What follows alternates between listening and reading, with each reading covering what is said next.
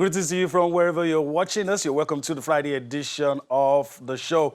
I'm Yemi Adebayo. Well, Cecilia Amorogwe is unavoidably absent this morning, but of course, it won't stop us from taking you on a trip across the money-spinning world of sports. There's a lot to talk about on the show, so let's just dive straight into it. Let's give you the headlines, the new top stories making the rounds from this part of the world. And we start, obviously, with what is going on in Nigeria. Talking about the Nigeria Professional Football League. On this show this morning, we'll give you a preview of Match Day 12. What's going to go down? A lot of interesting matches to be played. Plateau United up against, that's the league leaders up against the Aba Elephants. Talking about Enyimba. Of course, there's the Oriental Derby, Heartland, and Rangers. We'll talk about all of that, all for you today, all right? We also travel abroad and talk about this team doing big things. It's Liverpool, of course, 20 games unbeaten this season. They lost, they carried off from where they stopped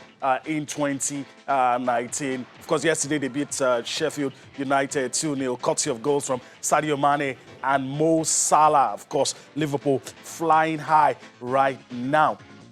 That's it. Okay, so we also talk about something that's very interesting that's going to happen today. The ATP Cup, the inaugural edition of the ATP Cup serves up today. All the big stars are ready to go. Of course, you have Novak Djokovic is there, Rafael Nadal is there, Nick Kyrgios, the Australian, a whole lot of top stars are available. Well, apart from Roger Federer, who's not going to be there. Okay, so that's the headlines for you, of course, but we're not starting with the ATP Cup. We're starting with basketball on the show. Let's give to you the results coming from the NBA. Let's take a look at some quite interesting results in the NBA.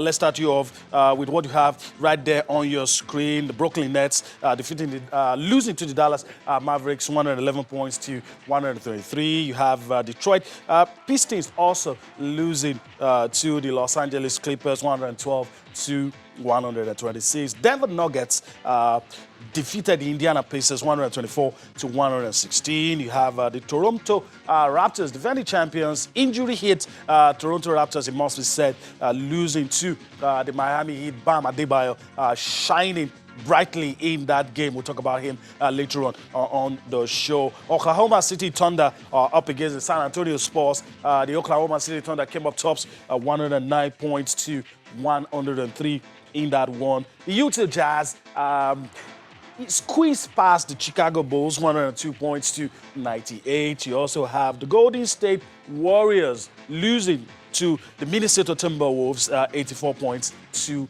99. You have the Memphis Grizzlies up against the Sacramento Kings. Sacramento Kings coming tops in that one, defeating the Memphis Grizzlies 128 points to 123. Then you have the Charlotte Hornets up against the Cleveland Cavaliers. The Hornets edging that one, 109 points to 106.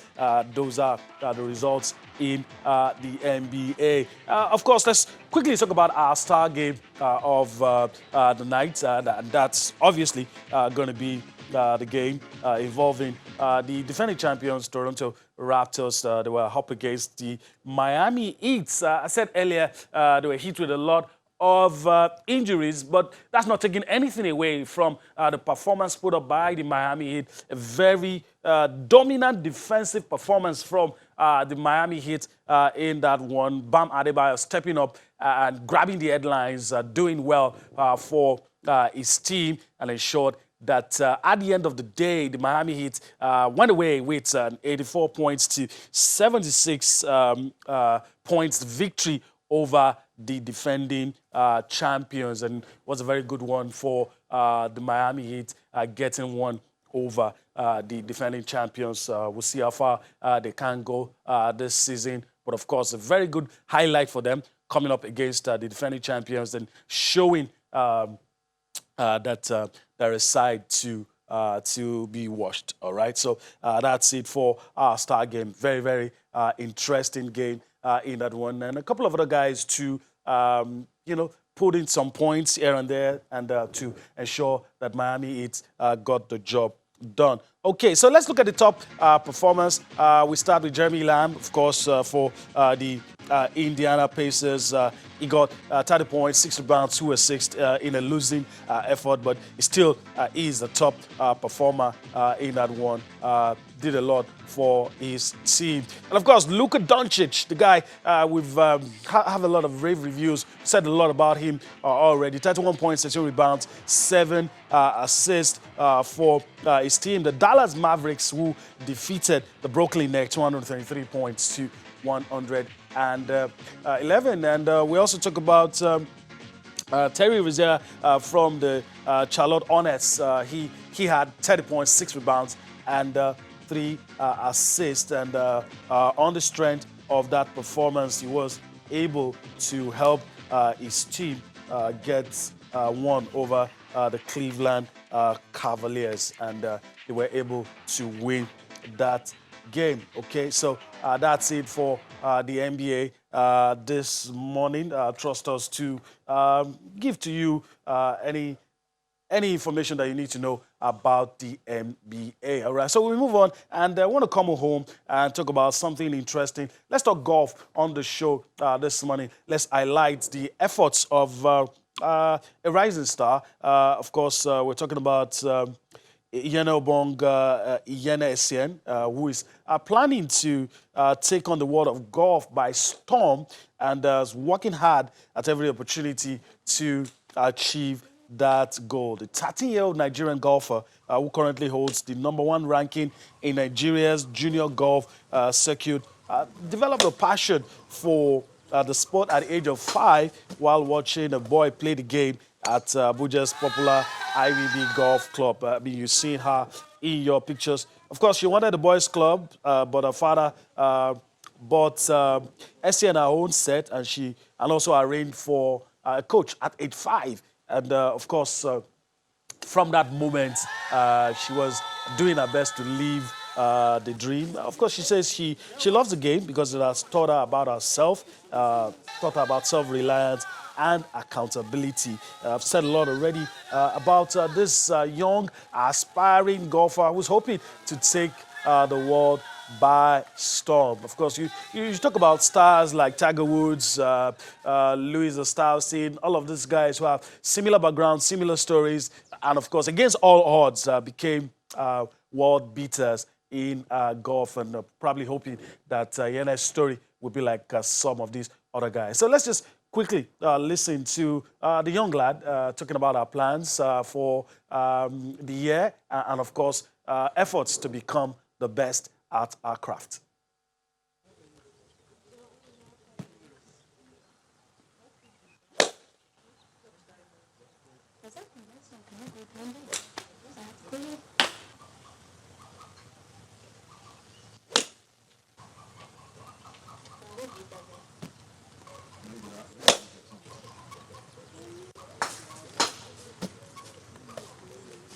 I saw the boy playing. I wanted to take his clubs, but my dad said no. So he asked me if I wanted to play, and I said yeah. So he bought me clubs, and then I got a golf professional to train me. In this game, you compete against yourself and not other players, which is very exciting. Since you compete against yourself and not other people, even though your caddy is caddying for you, it's still your mistake. You're the one playing, so you can't blame your caddy or anyone for the mistake you made. It's very difficult to combine going to school and practicing for golf, because at school I have a lot of homework to do and to revise for tests. But in golf, I also have to practice a lot and get ready for tournaments. So it's very, very difficult to combine the two. I will study artificial intelligence and robotics. I will combine my studies with playing in the university golf team. In the next 10 years, with a degree in my hand, I will play as a professional golfer. These are the trophies I have won throughout my 8-year career playing golf. This is my first trophy that I won at the age of 5 at IDB Golf Club.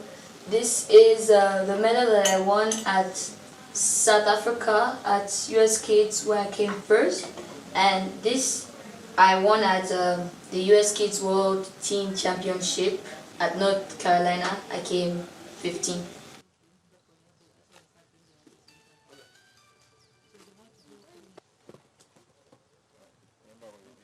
Story, and hopefully we'll be talking about the rise and continued rising of this young lad. Hopefully we'll have one of our own on the same level with guys like Tiger Woods and the others. And this is how it starts, and we must commend the efforts. Now, I've been joined in the studio by our guest, a lady who loves talking sports. Always a pleasure doing. I think this is the first time we're having this together. Tracy Chappelle-Ugo, it's good to have. Happy New Year. Happy New Year. It's good to have you join me in the studio today. So let me just welcome you before we dive straight into all the issues in the world of sports. Yeah, definitely. You know, we've done the back scene, so this is the first time we're doing the on scene. All right. So, like, I'm excited. 2020. Louder. All right. You listen to the young lady, Yep. and off camera you're telling me that you like the way she sounds. She's put together, confident, knows where she's going. Oh, yeah, definitely. I think the best part of it is the kind of support she has from her dad. I mean, Eyo, that's the father. I think he's an accountant or something like that. He took his daughter to some Babangida golf course. IBB golf course, yeah, in Abuja. And she saw some young lads, That was some the white moment boys. for Yeah, her. and the thing about parents is when you are able to catch what your child is interested in, and then if you can, the best way you can, you just At the early support it. I stages. mean, you saw that happen with Serena and her sister, and then you saw that happen with Georgia Obo. That's the other female, that's another sensation. Like, she's the only female Olympian, youth Olympian in golf as well. So when I see someone like Iyene starting off and following off, it's amazing. She was at that particular tournament, the one you were showing, and you could see that they were like, was it like almost like 177 thereabouts women that were competing, but she was the only teenager that was there. And not just that, she finished 10th in the tournament. Imagine people that are senior with almost like 40 years, and then the support was you come out massive. tops. Like, the support was massive. If you go online, you see the kind of mappings they do. They're already following up on funding for the girl. They're not trying to be like, government, help us. They're like, world people, come and help. Go funding, come and help our girl. So I feel like they're taking charge. They're trying to put our education in place.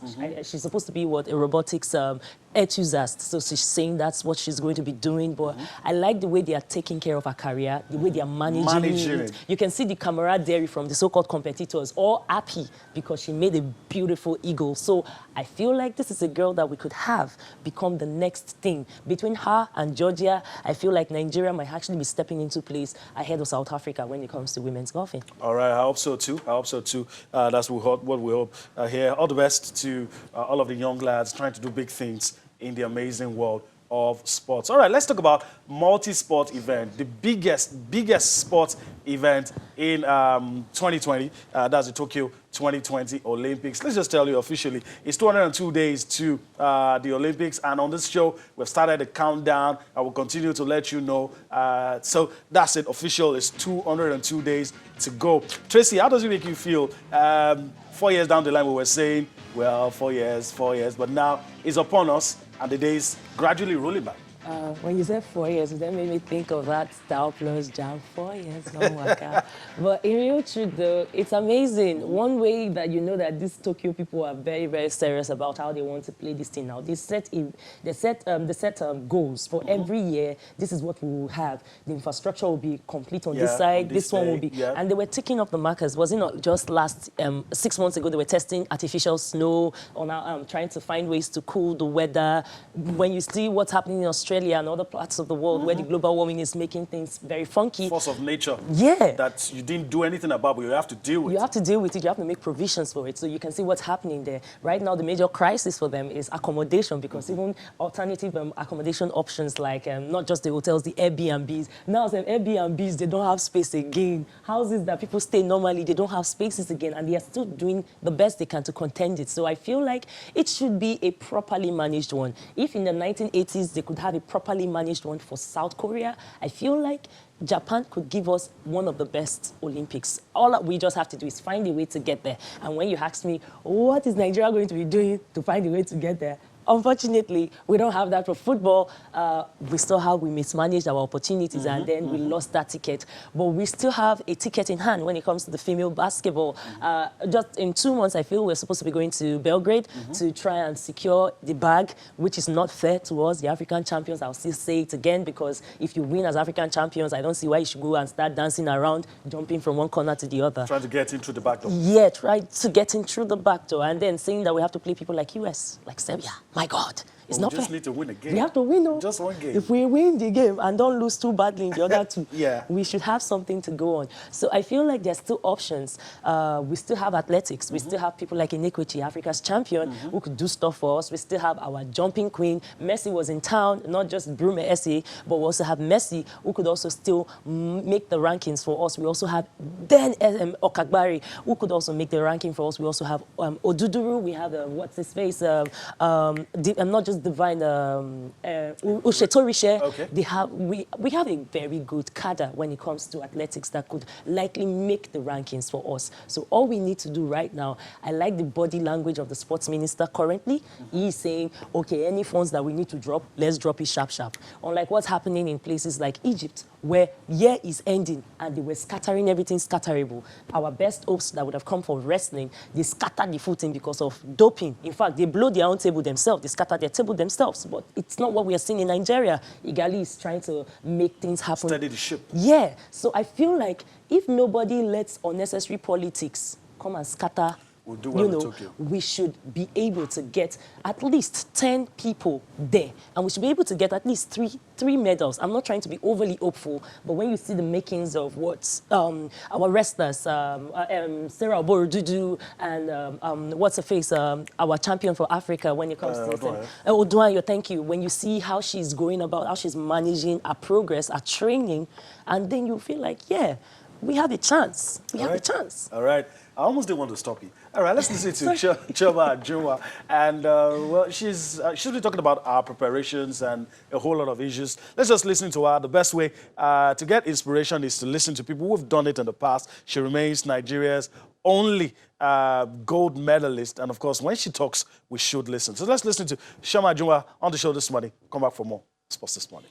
What we did that time that we are not doing now is that we were keeping our athletes together. You know, we give them close camp.